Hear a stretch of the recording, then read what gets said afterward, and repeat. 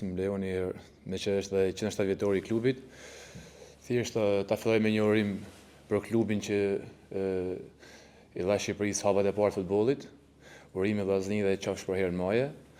Ndërsa për dalë tek pyetja juaj, për ne është nesha e rrallës, jena të fokusuar.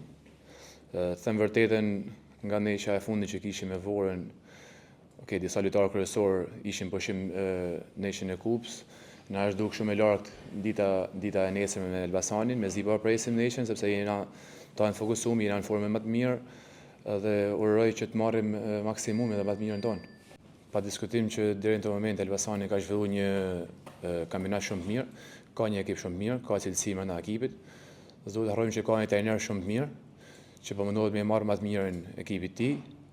Por gjithsesi ne vlerësojmë Elbasanin, ashtu dhe gjitha ekipet tjera.